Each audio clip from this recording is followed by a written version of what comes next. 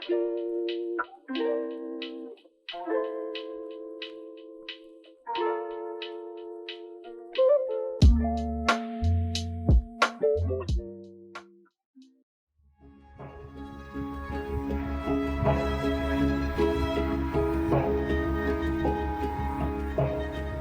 referenda.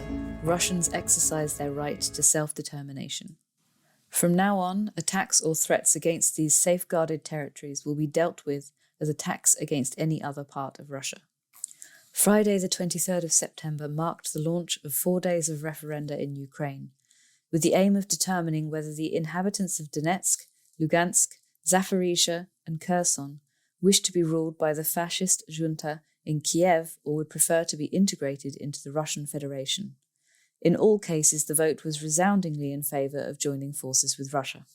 Given that the citizens of the republics of Donetsk and Lugansk have suffered over 8 years of shelling and blockades at the hands of the Kiev putschists, and the population of Zaporizhia and Kherson regions have been forced to live with the most vicious Russophobic campaign of hatred, the referendum results were never in any doubt.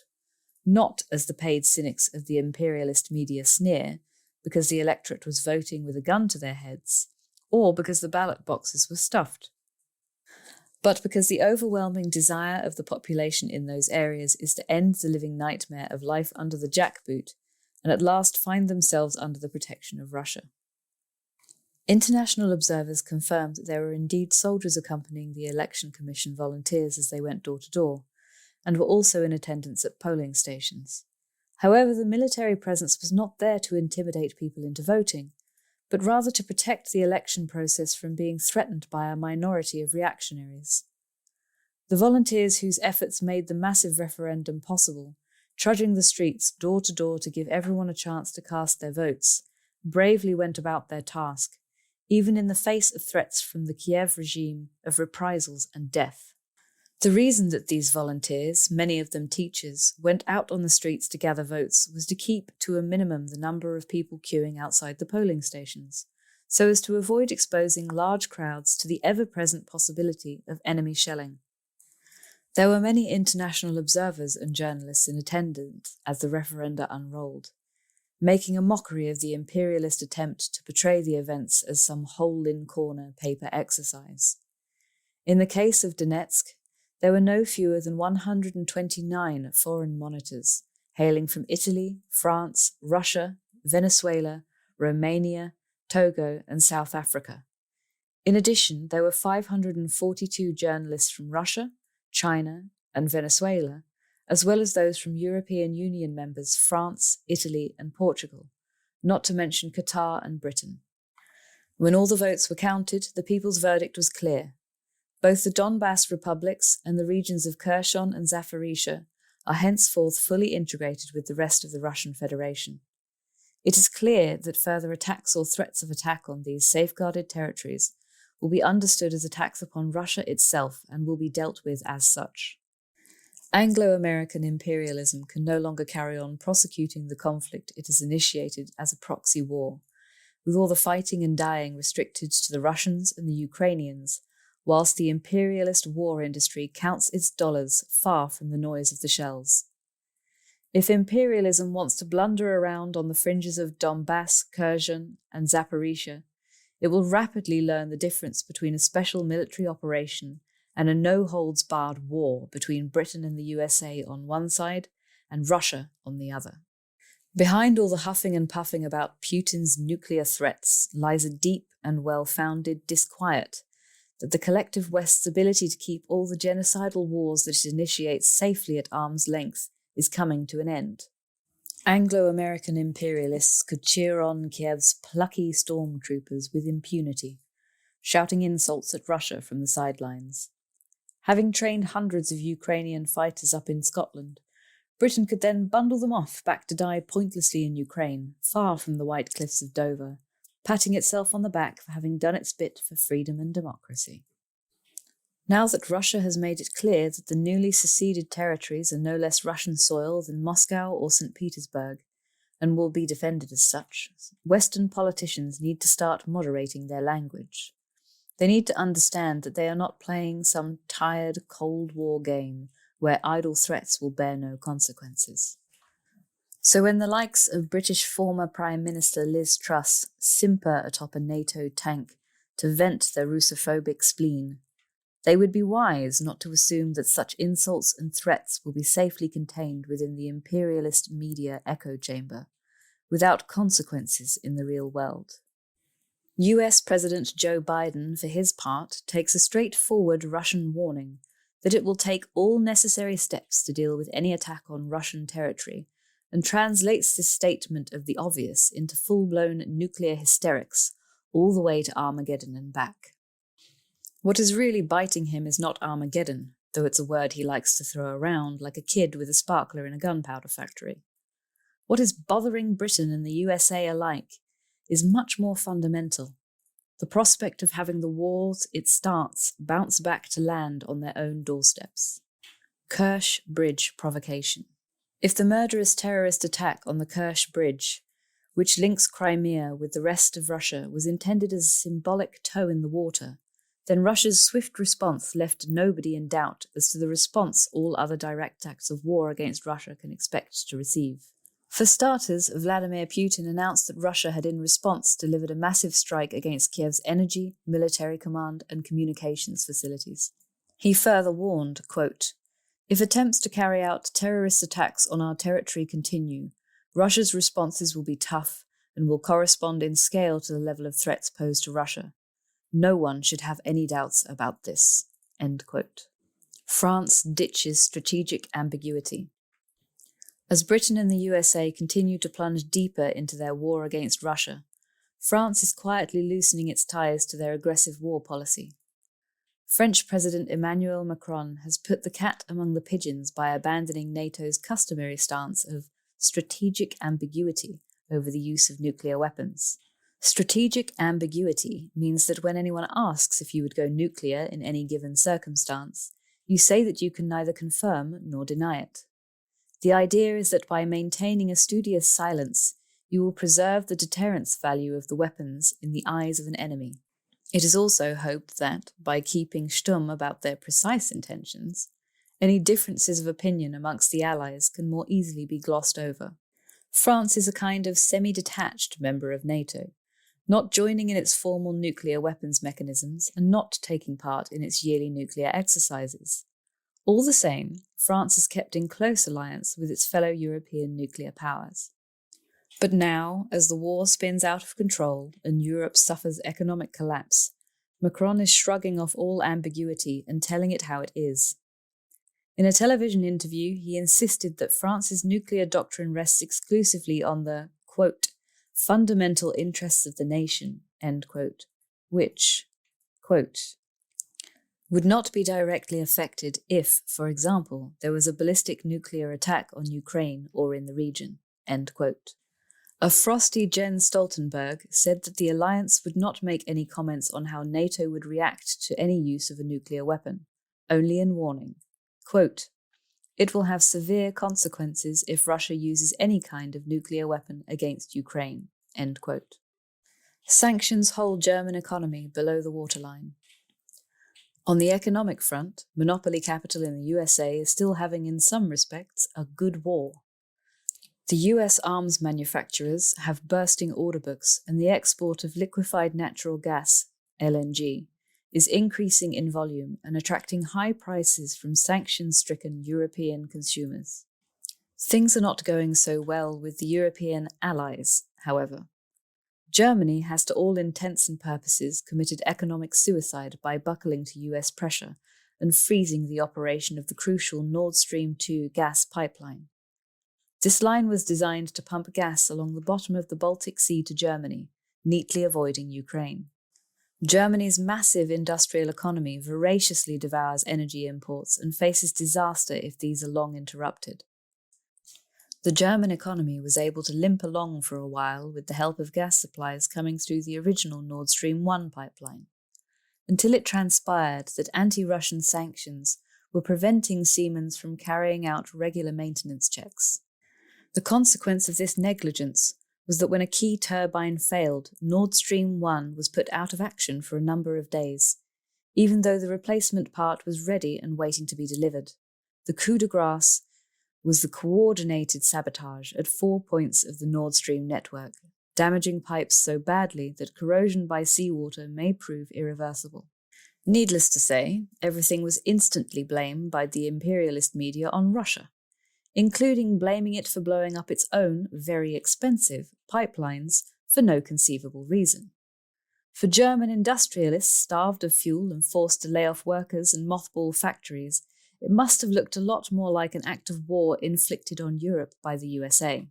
As steel, fertilizer, and glass production all hit the skids, German manufacturers faced closure or transfer to the USA. Pressure is building from the manufacturing sector to stop the sanctions against Russia and resume input of oil and gas. Even Volkswagen is muttering about upping sticks and moving to the States, the German equivalent of the Ravens leaving the Tower of London. It's not as though the Biden administration made any secret of its hostility to the very existence of those pipelines. Back on the 7th of February, Biden had told a press conference that, quote, "There will be no longer a Nord Stream 2. We will bring an end to it. I promise you, we will be able to do it." End quote. At the time, this could be regarded as empty bragging by a president in his dotage. In retrospect, it looks more like an announcement of state terrorism which is at least as much aimed at Germany's industrial dominance as at Russia. And now, as we go to press, we learn that the British Royal Navy was involved in sabotaging the pipelines, with the then British Prime Minister, the short-lived Liz Truss, messaging US Secretary of State Anthony Blinken on her iPhone, quote, "It's done," end quote, within minutes of the acts of sabotage taking place, before anybody knew anything about it. Of course, the British government denies any involvement, but then it would, wouldn't it? A straw in the wind of German public opinion is the parliamentary revolt that overturned a proposal to increase military support for Kiev by a sizable majority, 476 against and 179 in favour. It will be interesting to see how the German public reacts to the announcement by Moscow on the 5th of October that it will happily pump gas through the one remaining undamaged Nord Stream 2 pipe, just as soon as the necessary legal decisions are taken by the Europeans concerning certification and the removal of restrictions. Berlin had better move quickly if it is to seize this lifeline before it is too late. G7 EU oil price cap plot backfires. Whilst Western sanctions have reduced Russian oil exports, this has been more than compensated for by higher prices, leaving the target of the sanctions their main beneficiary. The G7 group of countries, US, Britain, Canada, France, Italy, Japan, and Germany, and the EU are tearing their hair out trying to find a way of reducing Russia's lucrative revenue stream. The scheme they have been working on would see all participants refusing to pay more for Russian oil than an agreed price, a price cap fixed by a consumers' cartel. According to this plan, any country that was found to be paying more than the capped price for Russian oil would be penalised, as would any shipowner or insurance company who connived at such a sale. Anyone who transgressed this sanctions regime could find themselves dragged through the courts facing lawsuits. Presumably, this is what they mean when they talk about a rules-based international order. The problem for imperialism is that world society is less and less ready to go along with these impudent rules dreamed up in the USA, the EU, and Britain. Even before the ink has dried on the latest desperate wheeze dreamt up in Brussels or Washington, Moscow was quietly pointing out that it won't be selling oil to anyone who joins in with this price-fixing scam, and large energy-hungry countries like China and India were doubtless consulting their own economic needs, not the G7 mafia's offer, which they can, and will, refuse. If Greek and Maltese ships are forced to rot in harbour, Chinese tankers can fill the gap. And whilst the USA throws a big chunk of its strategic petroleum reserve into the market in an effort to tame oil prices, OPEC Plus has opted to decrease daily output by 2 million barrels, pushing prices yet higher. Sadly for the G7 EU schemers, cutthroat competition between rivals is not suspended for the duration of the anti-Russian sanctions war. Putin's speech. The speech Vladimir Putin gave on the 30th of September 2022 to set the seal on the accession of the Donetsk People's Republic, the Lugansk People's Republic, the Zaporizhia region, and the Kherson region to the Russian Federation went far beyond ceremonial backslapping. It was a thorough history lesson, a penetrating analysis of the past, a sober estimate of war and the threat of war in this transitional period, and an optimistic mapping out of the future multipolar world whose outlines are daily becoming clearer. He dealt swiftly with critics who dispute the validity of the assertions, asserting, quote, "It is undoubtedly their right, an inherent right sealed in Article 1 of the United Nations Charter, which directly states the principle of equal rights and self-determination of peoples." End quote. He turned the spotlight onto the 8 years of war which preceded and necessitated the special military operation.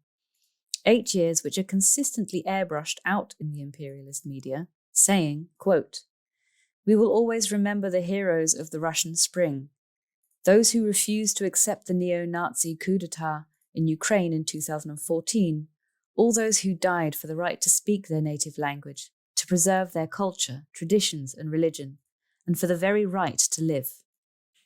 We remember the soldiers of Donbass, the martyrs of the Odessa Katyn, the victims of inhuman terrorist attacks carried out by the Kiev regime. For 8 long years, people in Donbass were subjected to genocide, shelling, and blockades. In Kherson and Zaporizhia, a criminal policy was pursued to cultivate hatred for Russia, for everything Russian. Now, too, during the referendums, the Kiev regime threatened school teachers, women who worked in election commissions with reprisals and death. Kiev threatened millions of people who came to express their will with repression. But the people of Donbass, Zaporizhia, and Kherson weren't broken, and they had their say." End quote.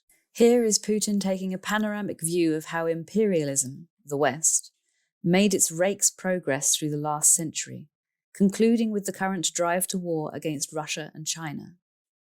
Quote, "And here it is important to recall that the West bailed itself out of its early 20th century challenges with World War I. Profits from World War II helped the United States finally overcome the Great Depression and become the largest economy in the world, and to impose on the planet the power of the dollar as a global reserve currency.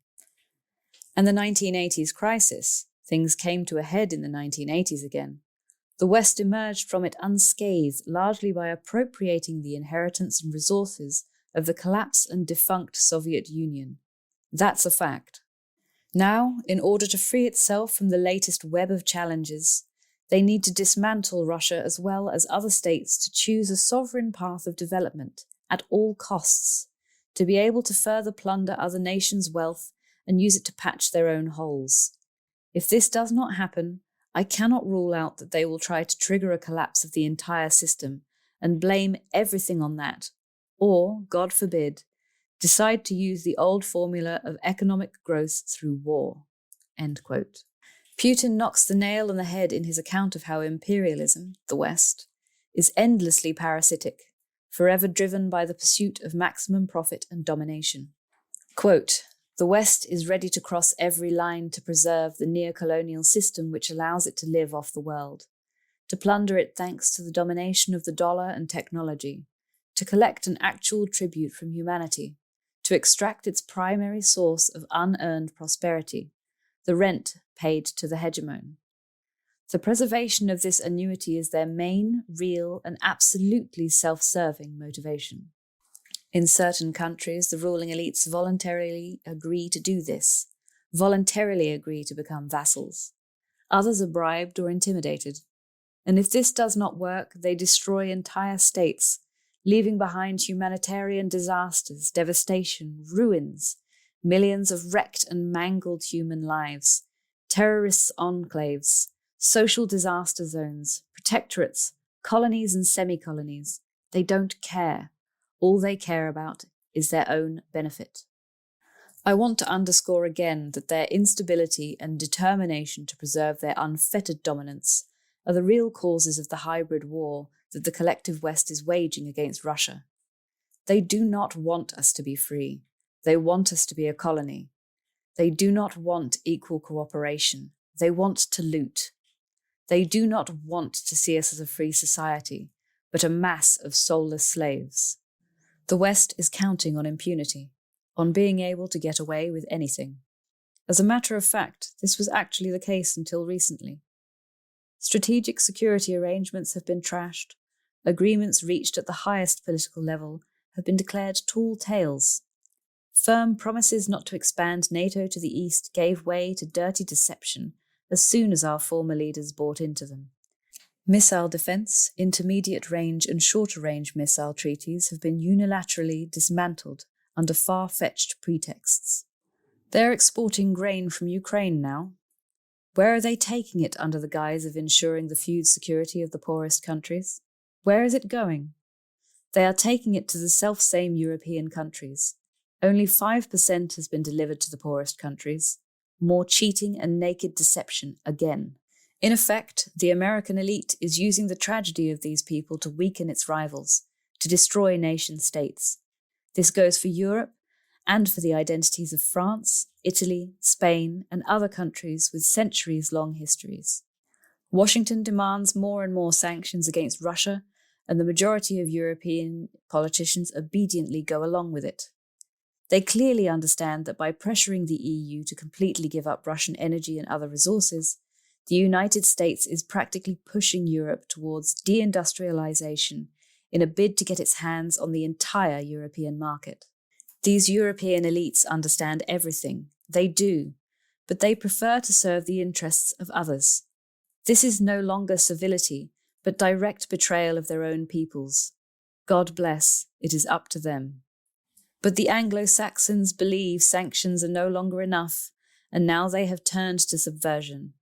It seems incredible, but it is a fact. By causing explosions on Nord Stream's international gas pipelines passing along the bottom of the Baltic Sea, they have actually embarked on the destruction of Europe's entire energy infrastructure.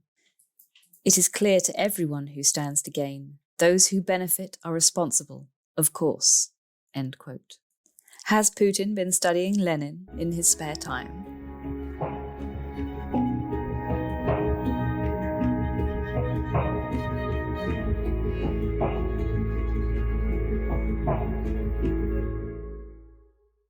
Thanks for listening to Proletarian Radio. We aim to bring you the best Marxist analysis on current affairs, revolutionary history, and theory. Do like, comment, subscribe, and share our content to help us reach the widest possible audience. We are a small organization with limited resources, and we need workers' support if we are to grow and fulfill our mission. If you are able to make a one-off or regular donation, no matter how small, please visit our website at thecommunists.org and register as a supporter.